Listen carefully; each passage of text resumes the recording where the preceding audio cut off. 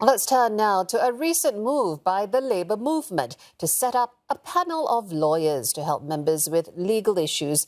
These include personal as well as criminal matters. Now, for a more in-depth look, we have in the studio Patrick Tay, Assistant Secretary General at the NTUC. Mr. Tay, hello. Hello. Now, I want to ask you about the legal panel. Why did you feel it was important to offer legal help beyond just employment matters to issues like divorce, wills, estate probate matters, even criminal matters? What's the genesis? Yeah, there are actually three main reasons. Firstly, one is feedback from our union leaders and many of our members, particularly those professionals, managers, and executives, because we have moved up the ante from traditional rank and file to the PMEs, and therefore there is demand and feedback from them to provide this. Secondly, is also through a survey which we embarked on recently, and we surveyed about more than 550 both union and non-union members, and more than 3/4 of them have said, some form of legal assistance panel of lawyers to access it at affordable and reasonable rates. It's the mix, though, the criminal aspect of it. Did you find that this is what people wanted? Divorce, wills, estate probate matters? The third reason was actually because we have been having an existing partnership with the Law Society Pro Bono Services Office, now called Pro Bono SG. And this law works partnership between NTUC and Pro Bono SG has been ongoing for more than 10 years. And we conduct monthly legal clinics.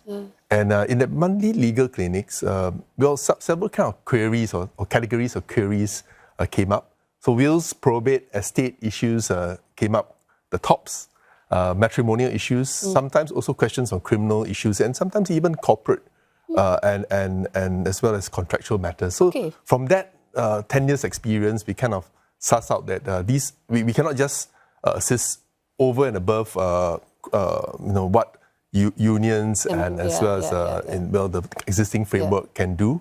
There may be complex employment disagreements or disputes which require access through the courts, and therefore these contentious matters requires counsel. Yes. And therefore we need to provide this additional service at more affordable, reasonable prices so that they can.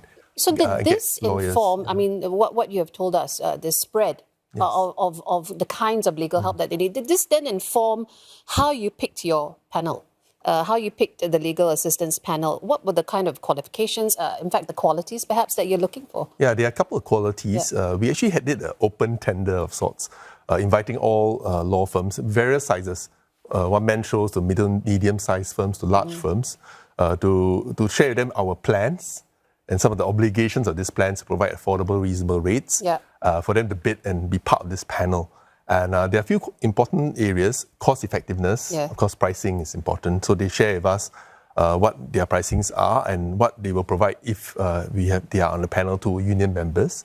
The other one is, of course, reputation and, of course, the scope of services. Because we have looked at 4 areas, important areas, more complex, contentious employment matters, which are beyond what unions, Ministry of Manpower and the Industrial Arbitration Court can support and assist. We have wills, probate, and estate matters.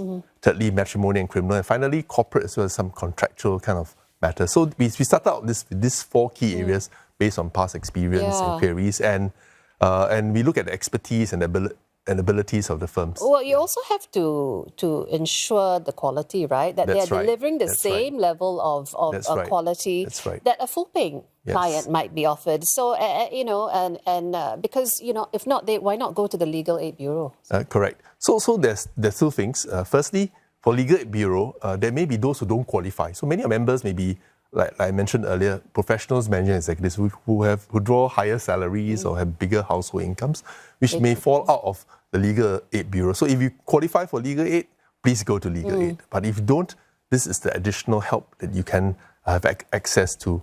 But the other point on quality of service, I think we have put some obligations within the undertaking being on this panel.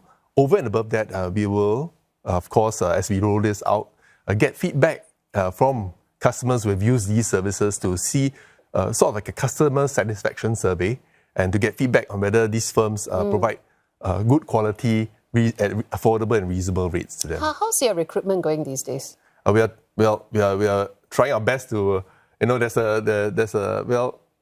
target to have at least 1.5 million union members. Are you hitting by that 2020. target? I'm only asking I think we are on because track. there were questions whether this panel was perhaps, quite an ingenious way of upping your membership. Yes, I think we have been trying to better serve our union membership, because I think the demographic workforce profile has changed rapidly. Today, as we are talking, about 62% are professionals, managers, executives, and technicians. So we are going to that space beyond our traditional rank and file space. So we have been finding new value propositions to better serve the workforce and workers, and to attract more union members. So we are at 1.25 million now, aspirationally 1.5 million, hopefully by the next 2030.